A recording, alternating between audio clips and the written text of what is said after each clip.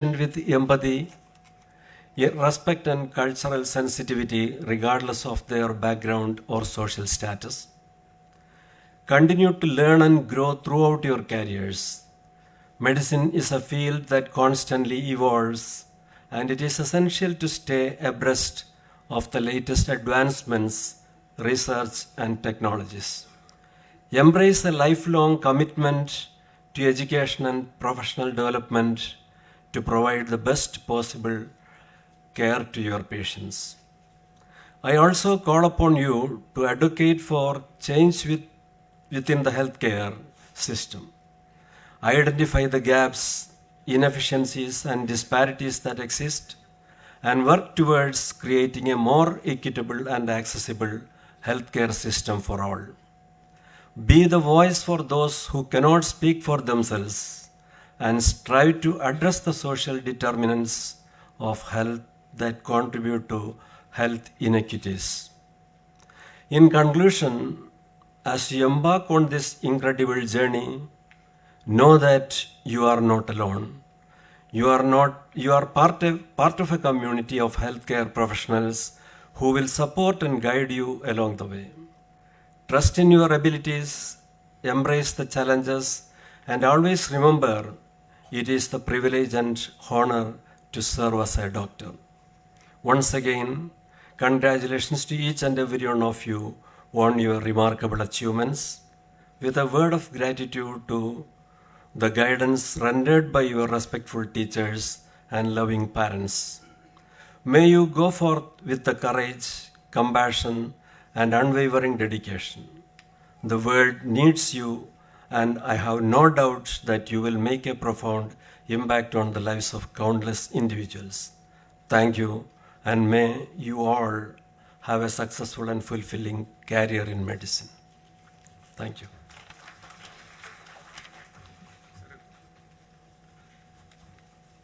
Thank you, sir.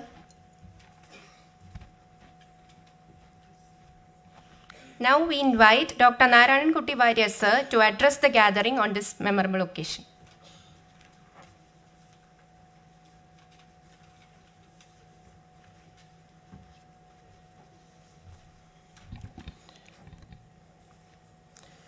Good afternoon. Distinguished Chief Guest of the Day, Professor Debashish Chatterjee, dear faculty members, Board of Directors, and the young graduates who have successfully completed their exam, and their proud family members. As Dr. Sajeevan said in his welcome speech, indeed this is a special moment for all of us here.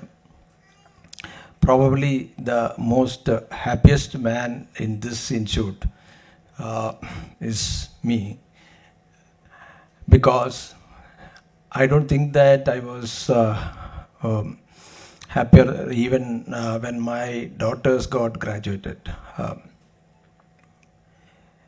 Because of so much effort, and for me this is a dream come true. For any institution to grow and achieve success, academic training and the update of knowledge is very much essential. Before going to that, first of all, let me congratulate all the winners today. And this is a big day for them, big day for you, and a big day for us also. We have, right from the beginning, according to the chairman's vision, we need to achieve the status of a best cancer center in the world by 2027, but it may be further away, but and this is the first milestone, I believe, towards that goal. Long way to go, but still I feel that we will be able to achieve sooner or longer. So right from the beginning, the initial planning itself, we have decided that this institute is going to be a center for clinical treatment. Along with the clinical treatment, we will be having academic training and research in the various fields. So we wanted to join all these facilities together to achieve this our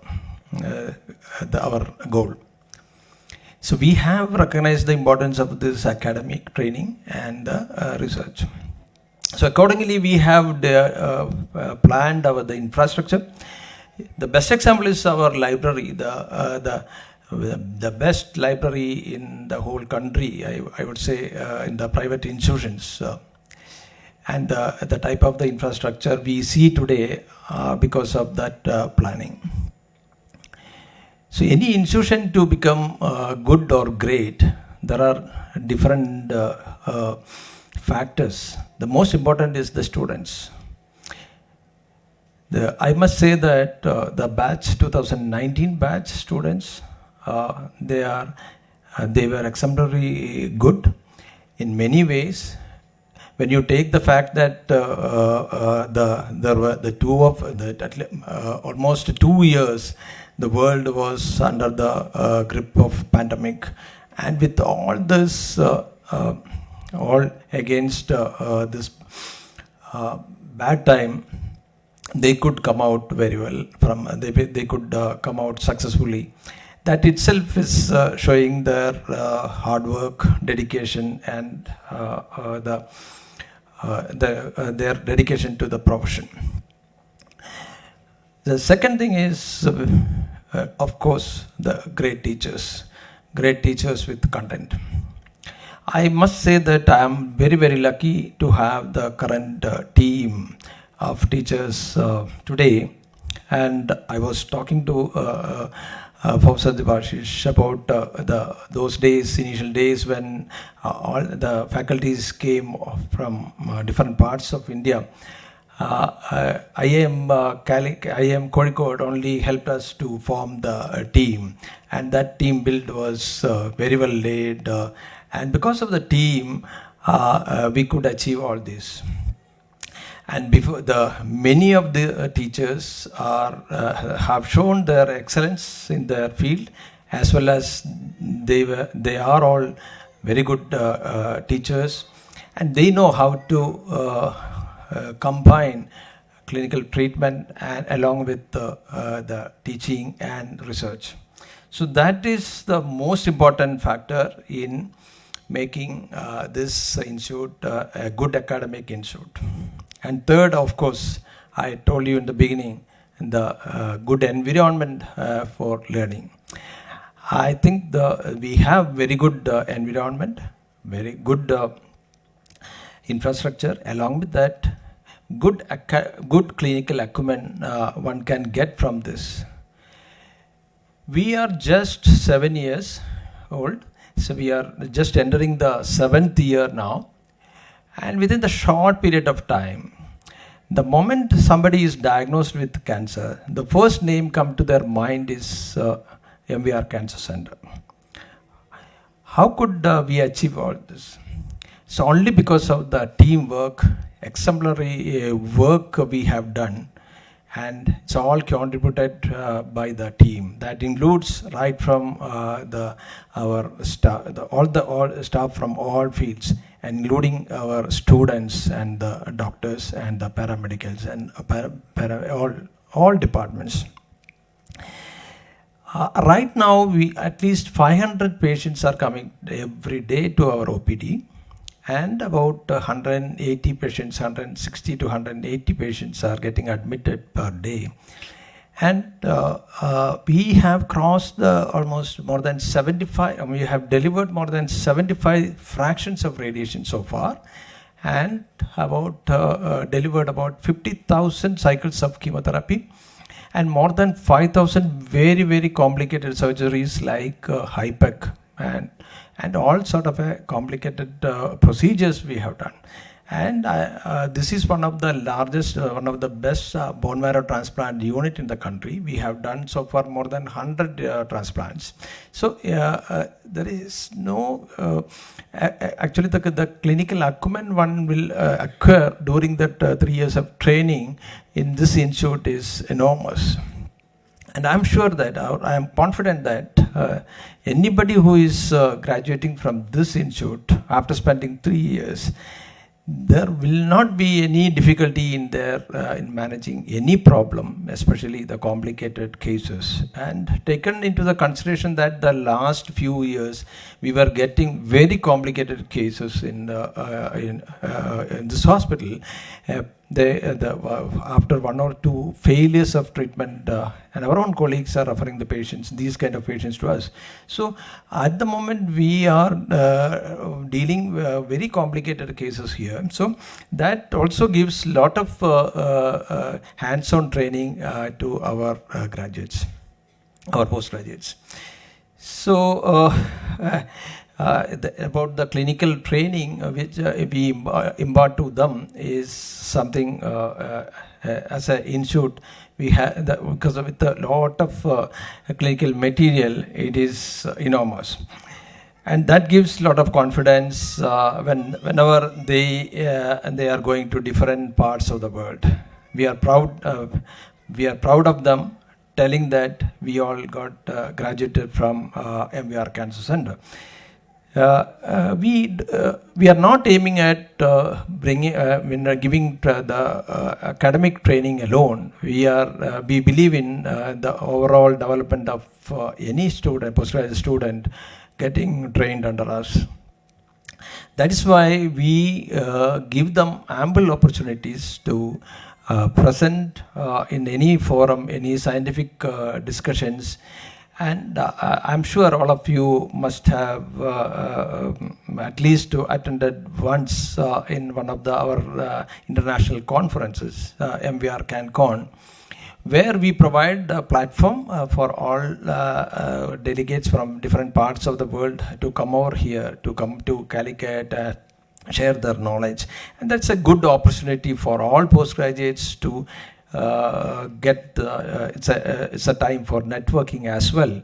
So we provide such good opportunities so that they should be, whoever is coming out of this institution should be able to confidently get up in any of the forum and discuss or the talk loudly about or give opinion. So that's the type of training we want.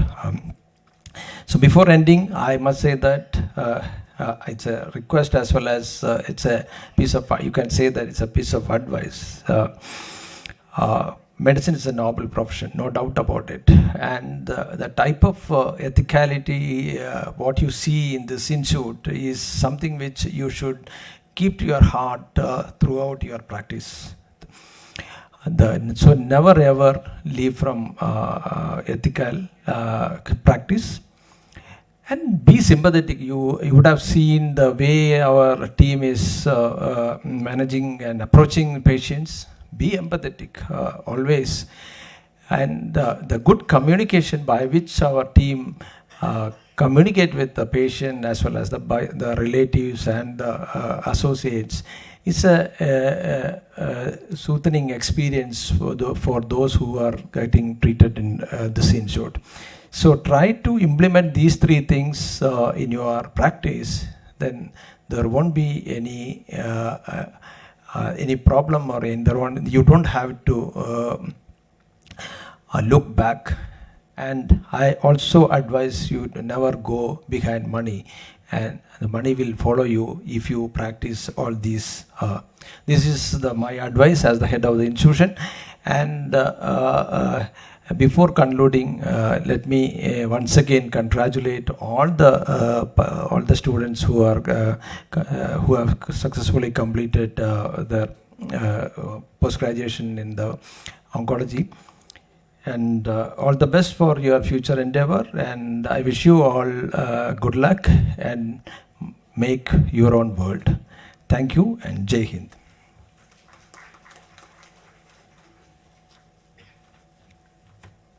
Thank you, sir. Our chief guest, Professor Debashish Chatterjee, sir, has a distinguished academic and professional career in the field of leadership and organizational behavior.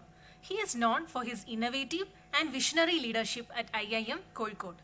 We request Dr. Dilip Damodaran, sir, Clinical Director and Senior Consultant of Surgical Oncology, to introduce our chief guest.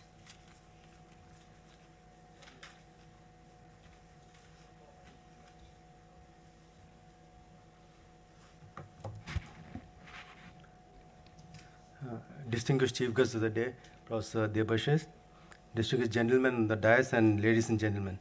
So it's with immense pleasure that I stand before you in the convocation ceremony of our first batch of postgraduates and postdoctorates of the National Board from MVR Cancer Center. This convocating batch is very special to us because it was our first bunch of residents, and also very important that they came during the difficult times of COVID. When all of the centers had actually shut the shop, we continued in a full stream, and these residents had to bear the brunt of those hardships.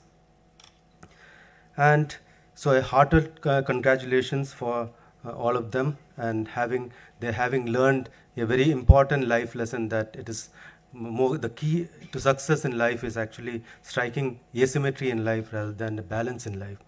These people have learned to get comfortable being uncomfortable, and also they also learned, they also figured out something that is worth suffering for. So life is suffering, and they figured out something which is good to suffer for. So let me now come to the job which I have been assigned, that is to introduce the chief guest. The chief guest of this convocation is the most ideal person to deliver this commencement address. I went through his illustrious career CV and believe that he has all the qualities which the convocating batch need to emulate and put to practice in their life. He's an alumnus of JNU, and few of the qualities I would enumerate is he's a lifelong learner. He has been awarded the prestigious Fulbright Fellowship twice, the pre and the postdoctoral work at Kennedy School of Government at Harvard University. He is a leader in a sense, and he had transformed IIM Kozhikode to an institute of national and international repute. He's presently in his third tenure as director in IIM Kozhikode. He has served as the Director General of IMI Delhi, India's first corporate-sponsored business school, and as an independent teachers. He also served as a dean to a business school in Singapore and taught leadership classes in Harvard and multiple IIMs.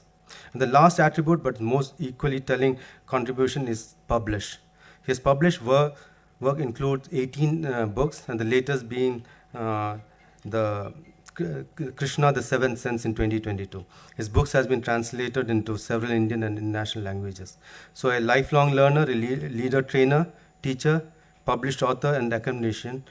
I extend my heartfelt welcome to Professor Debashish Chatterjee, the director of IIM Kozhikode, to the convocation ceremony of the batch of 2023 MER CCRA.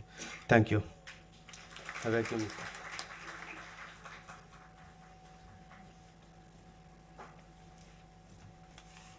Thank you, sir.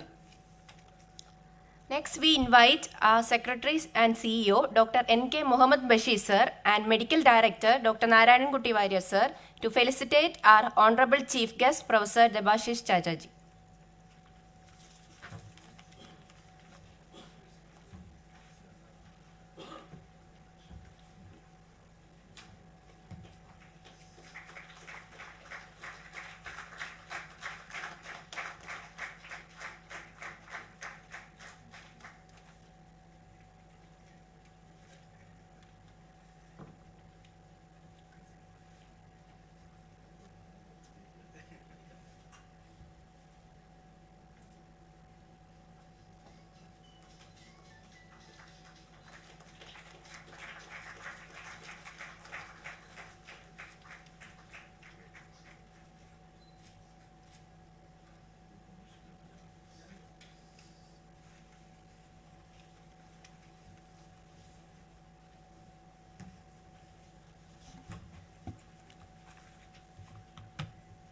The tradition of lighting the lamp symbolizes the auspicious beginning of any occasion. We invite all the dignitaries on the dais to inaugurate the function by lighting the lamp, requesting the audience to kindly rise for the scene.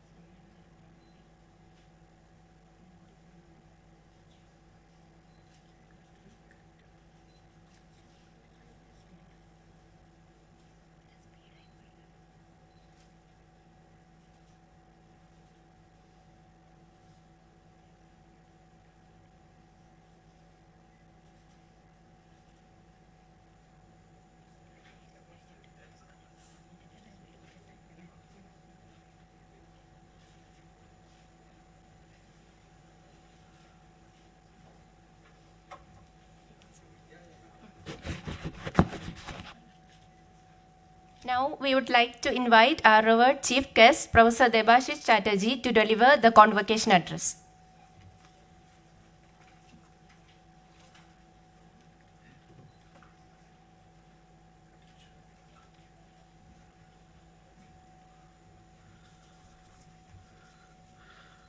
Dr. N.K. Warrior, Medical Director of MVR Cancer Care Center, Dr. N.K. Mohammed Bashir, the very distinguished members sitting on the dais, whose names you already know by now, and the very distinguished members of the faculty, staff, visiting guests, and last but not the least, convocating students for this first ever convocation, especially memorable because this is the first ever. The Navaratnas that are graduating, I extend my heartfelt congratulations, and you're entering into a life of a very demanding proportion, and this is your passage of right, and this is something that you'll cherish all your life.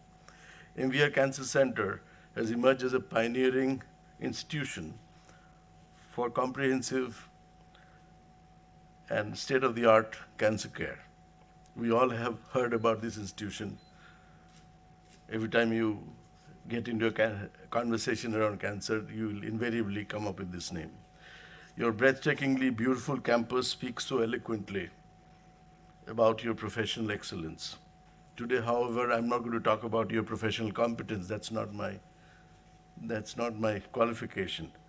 I will talk to you on human excellence beyond professional competence. In any case, I'm not really qualified to talk about cancer care, so I'll keep that to the experts. Now, I recall that after attending my PhD in management, I walked into a rural space in my home state of Bengal, and I encountered a curious villager who asked me, what do I do? I said very proudly that I'm a doctor, and then I had to qualify it. I'm a doctor of philosophy. So he said, what kind of disease is philosophy? I recognized much later that philosophy was an incurable disease of the humankind. There's no human being that can live without philosophy.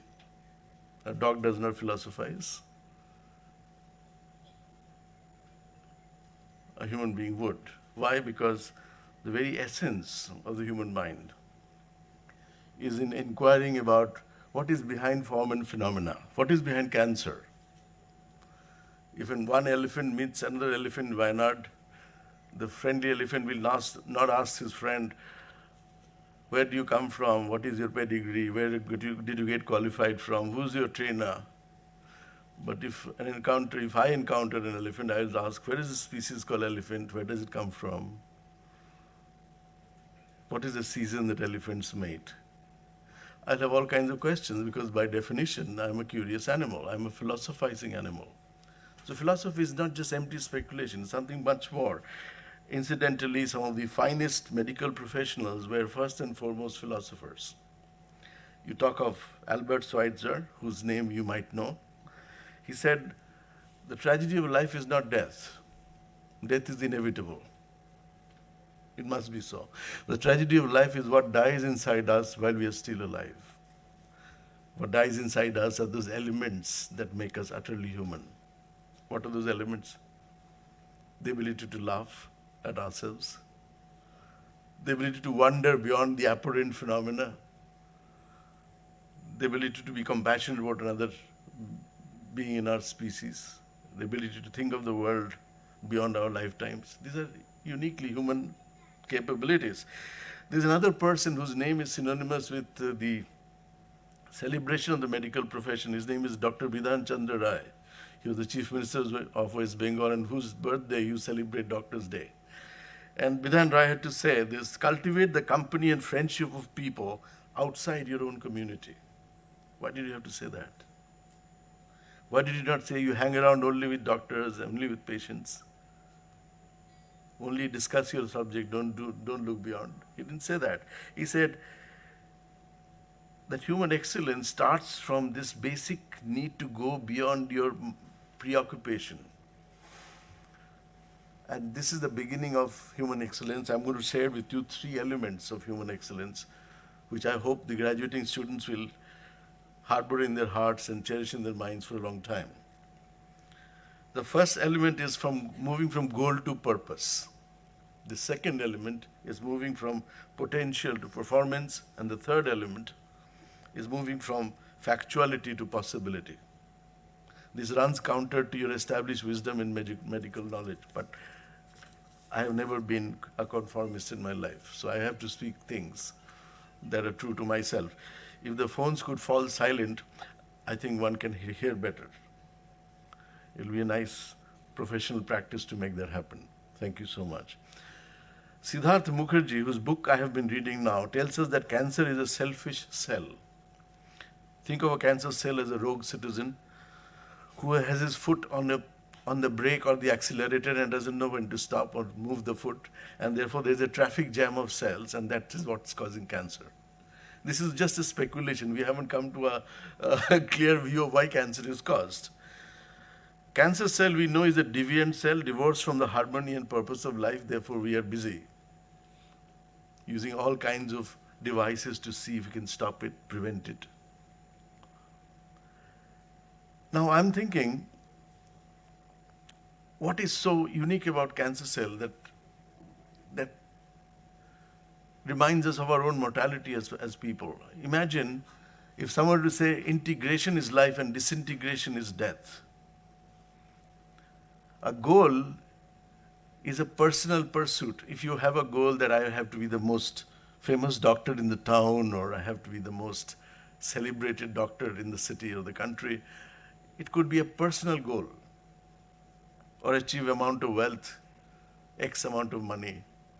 This is my number, this is what I have to get per month, this is where I have to have a villa. These are personal goals, and there's nothing wrong in pursuing those personal goals. But those goals will make you very lonely unless they're integrated with goals of a lot of other people.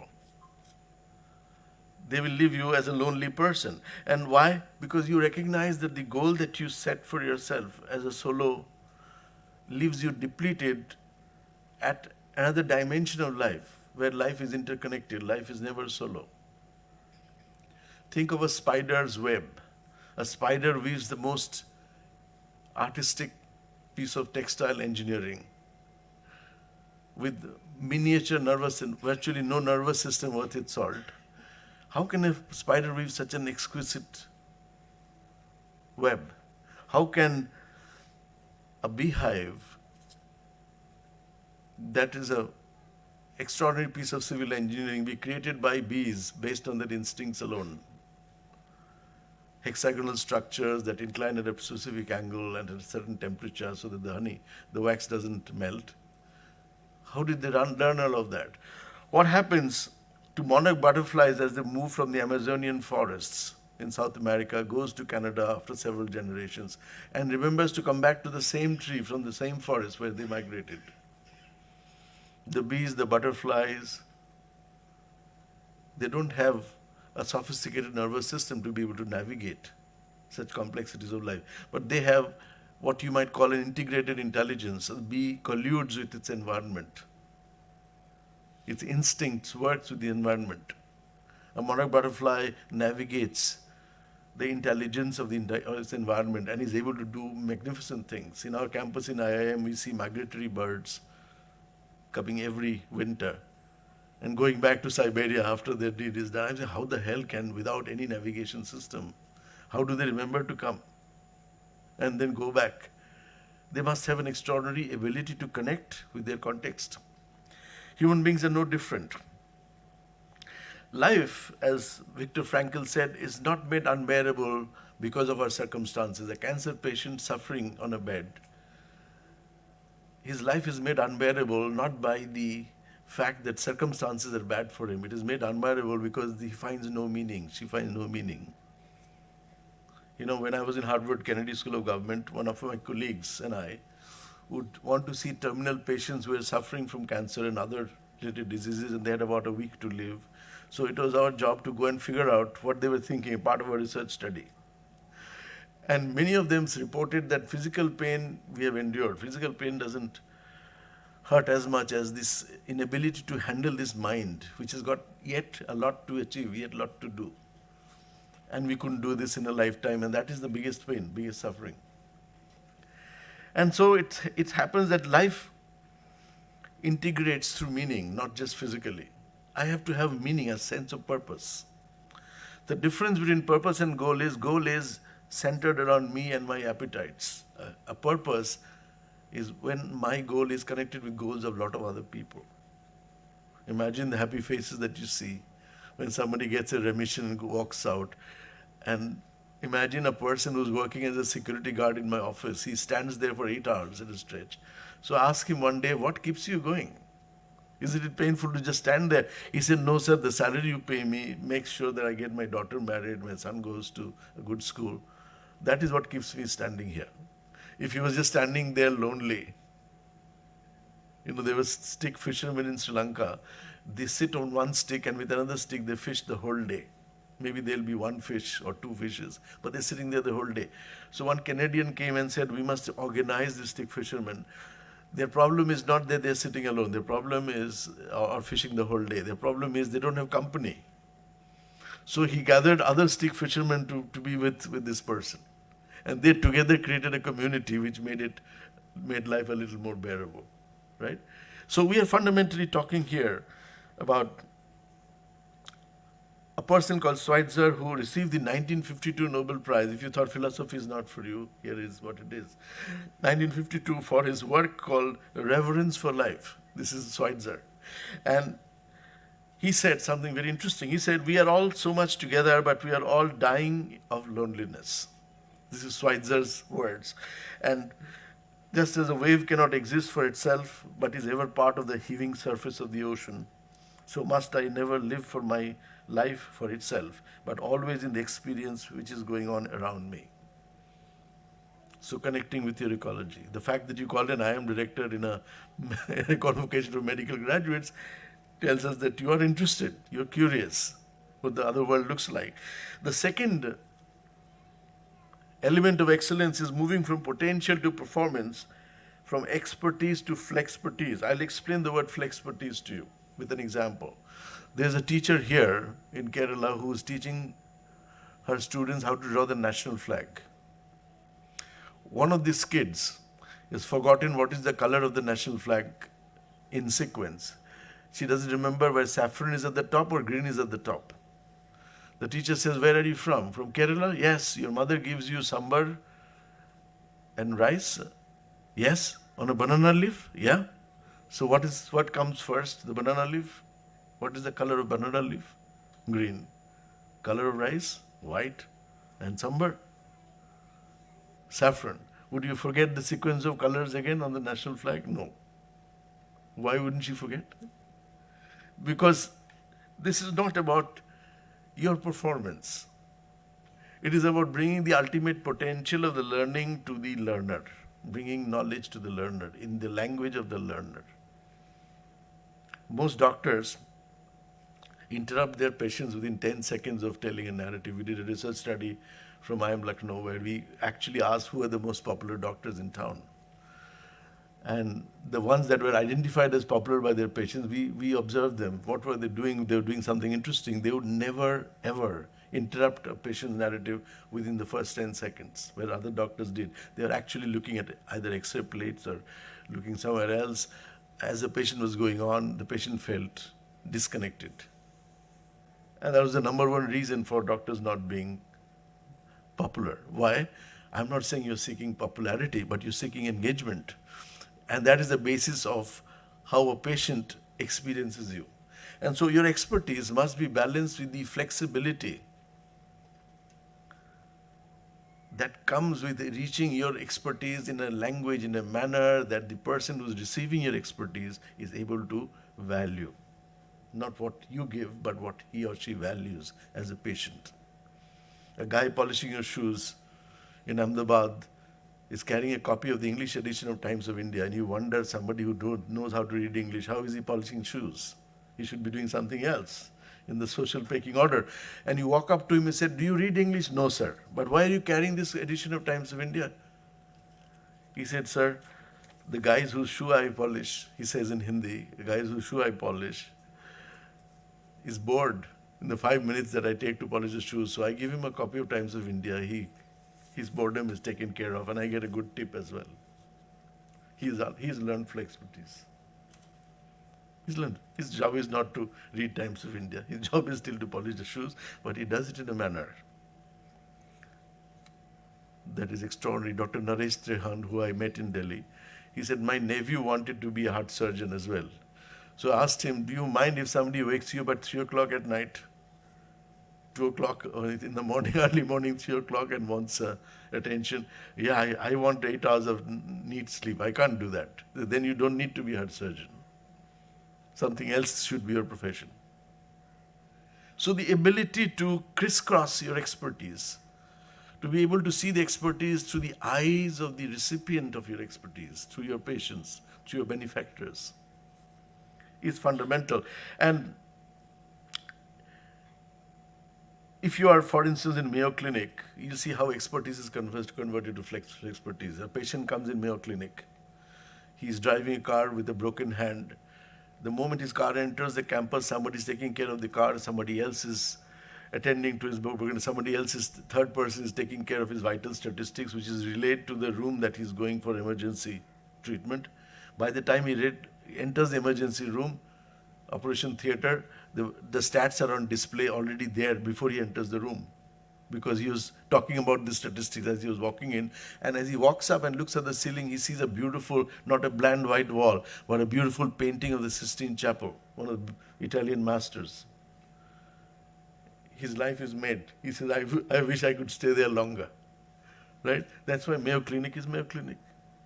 They have learned full expertise. And so if you look at what would be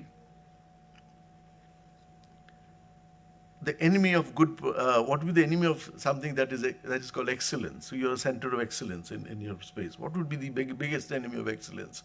Biggest enemy of excellence is, of course, good performance. You're good. That is your greatest enemy. The more you believe you're good, you are actually stretching it too far, because somebody might be doing something better than you in some other place. You have to learn from them. If I ask you, what do you think would be the maximum speed you can run on a bike that you would run? What is the Guinness Book of Records on a bike? Most people say 50 miles, 50 kilometers per hour, 100 kilometers per hour.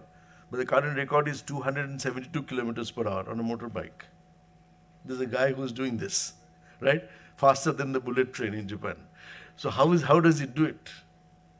You have to figure out how hard is it. This is a method, yeah. So he does it this way. So this is where good performance is not just about technical success, but about professional commitment to excel beyond what you call good benchmarks for good performance. You're good. That is your enemy.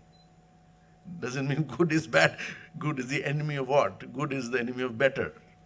Good is the enemy of something that you can. So there is no finish line here. So the third stuff, and I said that I'll commit to 25 minutes of my talk. Is that all right? All right. So we are talking about moving from factuality to possibility, which is the third element of excellence. Possibility is going beyond the horizon of your experience.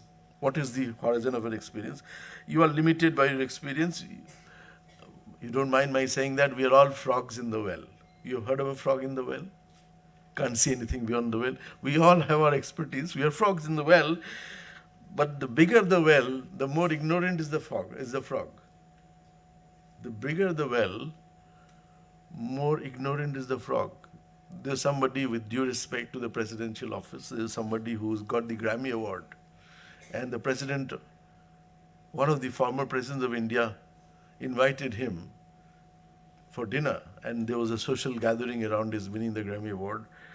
And after the award ceremony after the celebration was over, the president called him aside and he looked him in the eye and said, "Well, I have done something in your honor, but please tell me, what is this Grameen Award all about?" What is this Grameen Award all about? This was not Grammy Award for him. He thought there's some kind of an award, but he didn't know what he was felicitating the person for. And you see that everywhere. The brightest of people, the greatest of surgeons. Atul Gawande writes in his book that I thought I was the best surgeon in this particular category of surgery until I met my mentor, many years elder to me, and I told him to watch my surgery. He said, "Atul, if you could not lift your elbow this 2 inches higher, your surgery is going to be 80% more effective." He said, I was stunned by that feedback, and it worked. So there is already somebody who's seen better, who's done better, who's capable of giving you feedback in real time. You must have those mentors around you. Those of you who are graduating will have some of the best minds. He says, "Sir, please observe me perform and give me feedback." During my years in my professional life as professor in the IM system, I always looked for feedback that was not adequate. I said, first give me all the negative stuff that has come. I first want to do. The fact that I'm good, I know, but that's not good enough. So I want to know where I could improve. And I would get a bunch of people to see me talk, and they would give me feedback in real time. And so as a result of this incremental increase in your proficiency in something, you become from good to great. And that journey is what separates you from the very best. There are a lot of good people, but there will be only 1 or 2 specimens of excellence. You know, I'm going to go into the field of music because that is of interest to me. I hope you like music too. I had written a bunch of poems, and I wanted Ustad Amzad Ali Khan to put this on into music. And he's a sarod player of global acclaim, right? So he read my book and he said, I don't compose music on New Age poetry, but since you have written and sent it to me, I would invite you home, and when you come home, I'll sing for you. I said that was a privilege because I never heard him sing in public. He plays the musical instrument all right. So I went and heard him sing, and his voice is so great, so mellifluous, right? And I said, "Sir, why didn't you sing in public? You could make a lot of money singing in public." He said, "Look, when I was training to play the sarod, my guru said you have to choose between your voice and the sound. With your voice, you can cheat a lot of people. With sounds, you can't cheat people. So would you be a perfect person in sound or voice? You choose." So I chose sound, and I did not choose voice. You may be good in 2, 3 things, but if you're excellent, if you have to excel in one, you have to give up the good. I don't take speaking engagements. Your director was very persistent. I don't take as many speaking engagements as I used to because I today realize that I'm a much better. One of my friends gave me that feedback from Silicon Valley. We have heard a lot of people, they're just as good as you are. There's nothing special about you. I said, With friends like this, who needs enemies anyway? I was very upset with him, but later on I realized he was telling the truth. But he said something else. He said, but when I read your writing, it is world class. So I started writing more than speaking, and I realized that was where I could excel much more, because when my voice will no longer work when I get older, look much less attractive. People may not invite me for talks, but they will still read my books. They will still read my books, right? You have to figure out. This is musical genius called Tagore, Rabindranath Tagore, Asia's first Nobel laureate. He was good in many things, painting, drawing, poetry. One day he was working with a British visitor in a village in Bengal, and he heard a song being sung by a farmer in the field. And the British visitor said, "Sir, Mr. Tagore, why are you waiting here?" He said, "I'm listening to that song." I said, "But that's a crude song. He doesn't know how to sing. He's got no musical sense. Why are you waiting?" He said, "I composed that song. That's why I have to listen to what he's singing." And then he said, "After hearing this, I realized that my poems will not be read, but my songs will remain much longer than I should compose more songs." He composed 2,000 songs. And the song that the farmer was singing is today's India's national anthem. That is the song that the farmer was singing. So you have to choose what you're going to be excellent at. For that, you may have to give up some goods. And that's your choice.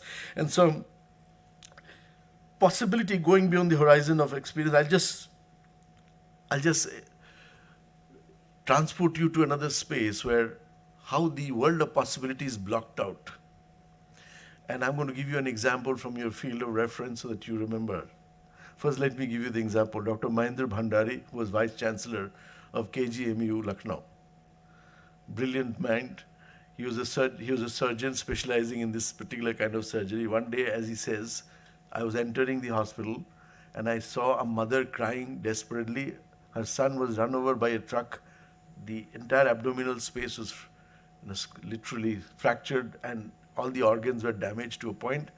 Doctors were saying another half an hour, he'll not survive. And no surgery is possible with this kind of a accident. But the mother was so desperate and she was so persistent that I bring her son back to life. I tried my best and I went to the OT and I did a procedure which is never taught to me in my medical experience. It was never taught to me. I don't know how I did that. Luckily, the kid survived. And today I realize there's something much beyond your expertise, something much greater than the world of certitude, than the world of actuality that you must evolve into. And great people have said that. And the wise men and women who have realized some great things of this world, they were philosophers of a different kind. They were not speculating, they were living, they were realizing things that they were speculating about. So therefore they were called realized people. One of them said that, your field of experience is determined by BMI. BMI is body, mind, and intellect. Body perceives, mind feels, and intellect thinks. So your field of experience is nothing but perception, feeling, and thinking. There's nothing more. As doctors, you have to address all the three elements of the field. What the patient is perceiving, not what you think he is or she is perceiving, in actuality what he is seeing. How the patient is feeling about what is being done to him or her, and what the patient is potentially thinking. But that BMI, unfortunately, is limited to your own ego. You determine what the other person is thinking or feeling, and that ego is preventing you from going to this larger world of possibility. How does your ego function? Ego determines that you're nothing but your own body, you're nothing but your own feeling, and you're nothing but your own thoughts. You don't realize there is a body beyond your body. You forget that there are feeling levels different from your own. You also forget that somebody is thinking very differently from what you are. And that's where the ego comes in. And so the ancients said the source of the ego is desire. To protect the ego. The source of the ego is to desire to protect whatever I am thinking, feeling, perceiving. And in that process, I forget that this desire comes from a space called vasanas. Vasanas are very subtle elements from my memory, unique memory of the past, experiences of my life, that makes me feel that I want more of it. I want to be like this. So it is a sort of a genetic code for my personal preferences in life. And if you move on that path, you're going to run into collision course with reality, because reality is not based on your thinking, not limited to your body, not limited to your mental plane. And so your experience through the BMI, which is body, mind, intellect network, is going to limit you until you have a redeeming feature. What is the redeeming feature? And the redeeming feature is something you all know. Redeeming feature is service above yourself. I've seen doctors who wouldn't have time to have lunch and dinner because they're busy for 8 hours in a process. And somebody reminds them, you need to get something, sir, there's hot soup kept on inside a cup, have it. He's forgotten the soup is gotten cold, he's forgotten to drink the soup because he's focused on the other. He's got no thoughts of himself. That's a time when you can rise above factuality to the world of possibilities. That's a time when you go beyond the horizon of your personal preferences and experiences. And that's the world that people are harking you towards. I'm going to end this, as I promised, within 25 minutes, with 3 quotes from the greatest of philosophers that ever lived. I think when you look at cancer, it churns up fear of death and mortality. Mortality is not death of life, but death of a form. When the insect is at the mercy of the bird, bird is alive, bird will eat the insect, but when the bird is dead, insect will eat the bird. There are forms that shape, and so death is a huge issue, and we all postpone it to a point that we are not very comfortable talking about death at all. We try and postpone conversations around death. And that is not a great thing if you're talking about the world of possibility, because there's a possibility of life beyond your life. And this is what Buddha had to say. And Buddha, a great spiritual scientist of our times, he said there are 3 leaves on a tree. The first leaf is very young, fluttering, like new graduates, right? About to assume the world. Just behind the new leaf is a middle-aged leaf who has seen wear and tear, mortality of sorts. He is looking at the fluttering young leaf and wondering, when will reality check come in? And there's the last leaf, which is about to fall off, dried up, who knows that reality of life is not the mortality of the self, but the fact that you make way for renewal, for growth of a new generation of people, of thinkers. So if I look at cancer cells from the perspective of mortality, then I will realize that cancer is a challenge for the human consciousness to rise above a very limited version. How to model what causes cancer, because our focus is very limiting. And when you start connecting dots, you will see there's an ecological issue around cancer, not just physiological. That it is not about one particular cell, it is about a community that has gone berserk. And in order for us to recognize that, you have to look at Bidhan Chandra Roy, the quote from one of the great masters whose name I just mentioned. He said, "My young friends, you are soldiers in the battle of freedom. Freedom from want, fear, ignorance, frustrations, and helplessness. By a dint of hard work for the country, rendered in a spirit of selfless service, may you march ahead with hope and courage." This is called, he became the Chief Minister of Bengal, a very highly qualified doctor. And finally, my favorite quote from Swami Vivekananda, and he said, "This life is short.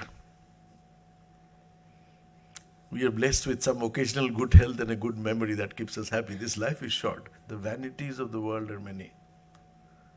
This life is short. The vanities of the world are many. Those only live who live for others. The rest are more dead than alive. Those only live who live for others. The rest are more dead than alive."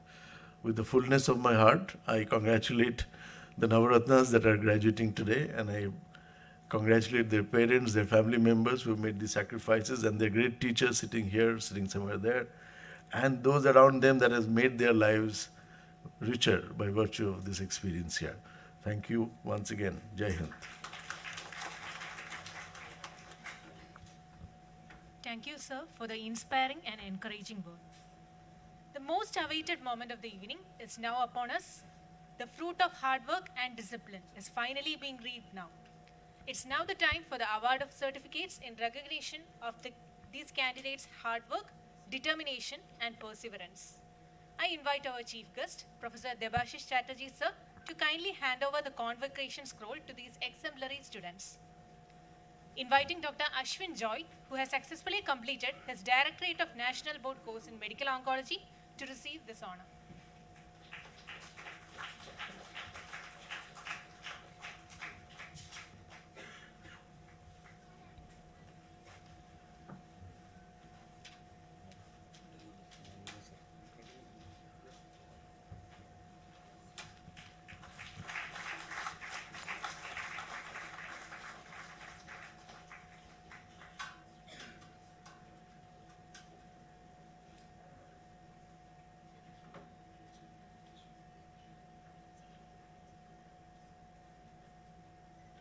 Inviting Dr. Samir S., who has completed his Directorate of National Board course in Medical Oncology, to receive the convocation.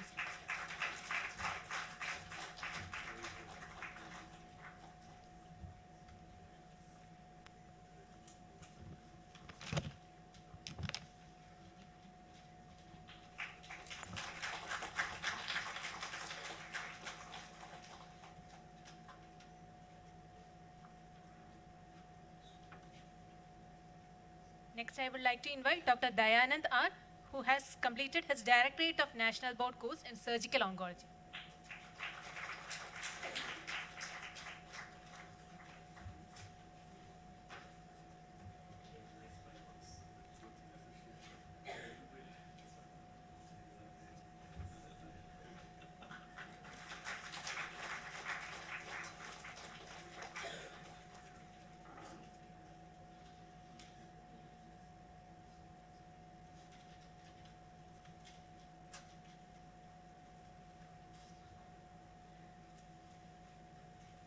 Inviting Dr. Gokul R. Krishnan, who has completed his Doctorate of National Board course in Surgical Oncology.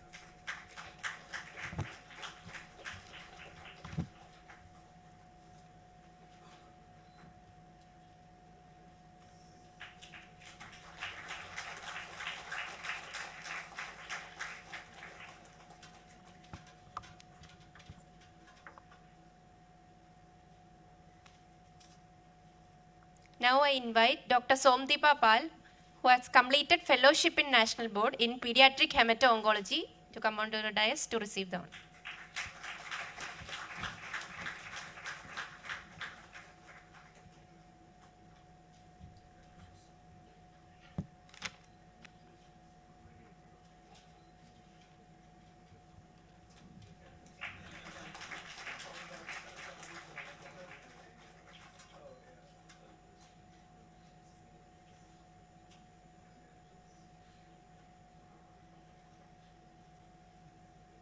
Now I invite Dr. Muhammad Jabir K., who has completed fellowship in high precision radiation oncology, to receive the honor.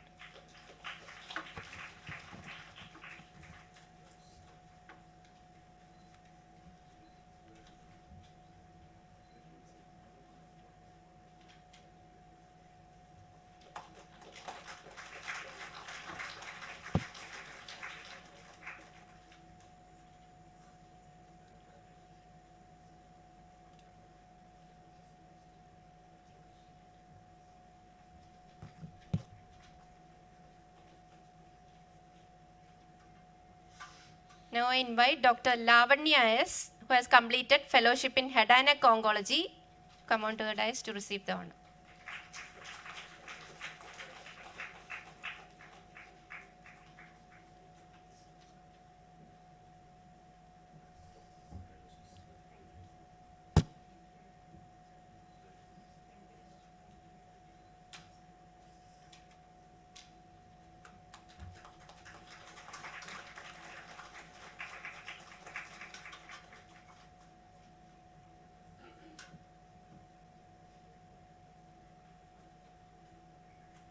Inviting Dr. Haripriya Chakravarti, who has completed fellowship in head and neck oncology, to receive the honor.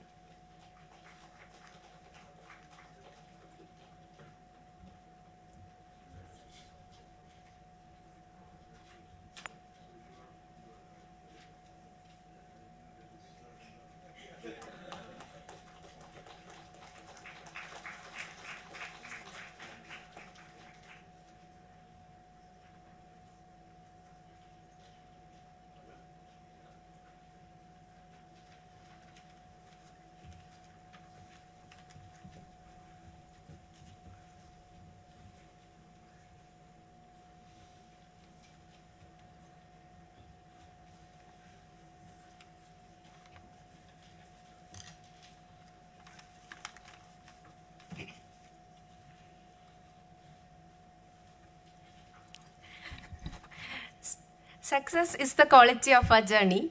The quality of the journey depends on the goals we set and the mentors we choose. Mankind's greatest achievements have come by constant encouragement.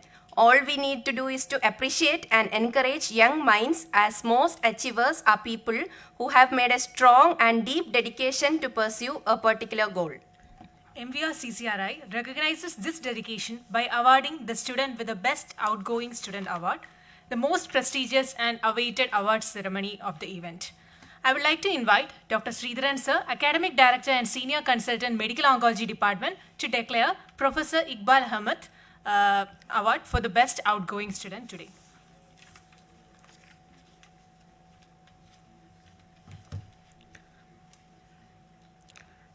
Ladies and gentlemen, esteemed faculty and distinguished guests, it's with profound honor and pleasure that I stand before you today to present the recipient of the prestigious Best Outgoing Student during this convocation ceremony. This award was established in the name of late Professor Iqbal Ahmed, our first CEO, commemorates the immense contributions he made as a revered surgical oncologist in Kerala. Professor Iqbal's legacy continues to inspire and motivate us to pursue excellence in oncology. It's crucial to acknowledge that the selection of one individual as the best outgoing student was an arduous task, as all the students exhibited outstanding qualities deserving of recognition. With immense pride and admiration, I am delighted to present our best outgoing student for the year 2023, Dr. Somdeba Pal. On behalf of the institution, faculty and fellow students, I extend heartfelt congratulations to Dr. Somdeba for this well-deserved recognition. May our remarkable journey inspire us all to contribute striving for greatness in our respective fields. Thank you.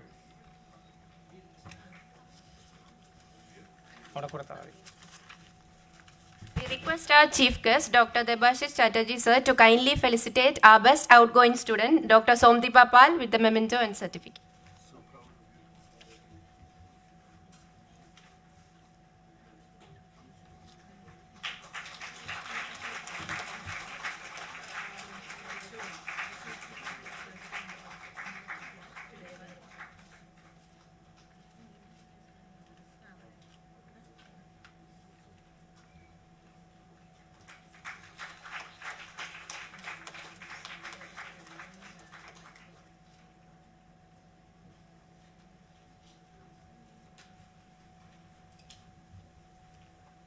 Thank you, sir.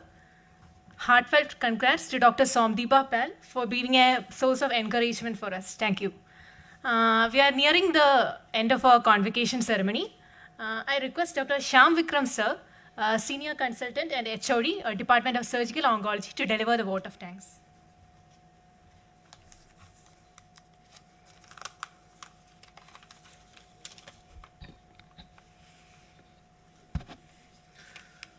A very good evening to all. Honorable dignitaries on the dais, our proud graduates, dear parents and dear faculty members. I stand here today with immense pleasure to deliver the vote of thanks on this special occasion. I express my appreciation to all those who have made this day memorable for one and all of us. Firstly, I would like to extend my heartfelt gratitude to our distinguished guest, Professor Debashish Chatterjee, who has graced us with his presence and imparted his wisdom through his inspiring speech. We are truly grateful for your valuable time and guidance, sir. Next, my team, our dedicated faculty members and mentors. You have not only disseminated the knowledge, but have also shaped our dear students into confident individuals, ready to face the challenges of the world. Your tireless efforts, patience and expertise have a profound impact on your professional growth and success. I really appreciate you, my dear team, for your unwavering support and guidance throughout the academic journey. To the beloved parents, your constant encouragement, sacrifices and belief in them, in your kids, have been the driving force behind their accomplishments. I would like to thank all of you being a part of this proud moment. Finally, to the stars of the day. I would like to appreciate and thank you, our beloved students who graduate today for made us proud, made us so proud today. Thank you all once again. I would also like to acknowledge the efforts of the MVR administration, especially the CEO and all other supporting departments, especially our IT team, who have worked tirelessly behind the scenes to ensure the smooth execution of this convocation today. In conclusion, this convocation ceremony marked the beginning of a new chapter in the academic journey of MVR. Once again, on behalf of the MVR Academy, I extend my gratitude to each one of you and every one of you for your presence, support, and encouragement. Thank you once again.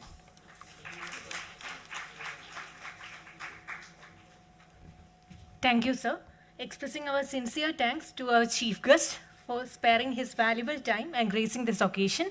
As part of student community ourselves, myself, Dr. Neeraja, and my co-host, Dr. Gobiga, want to express our immense gratitude to the minds behind this function, especially Dr. N.K. Warrior sir, Medical Director, Dr. N.K. Mohammed Bashir sir, CEO and Secretary, Dr. Rebecca John ma'am, who has been the main person behind this function, looking after even the minute details of it to bring it a grand success. And thank you all for gathering here and giving your immense support for all these graduates. Once again, thanking you. We are coming to the conclusion. There has been light refreshments. We have provided light refreshments outside. Kindly join us for the same. Requesting the students to stay back for group photo with faculty. Thank you.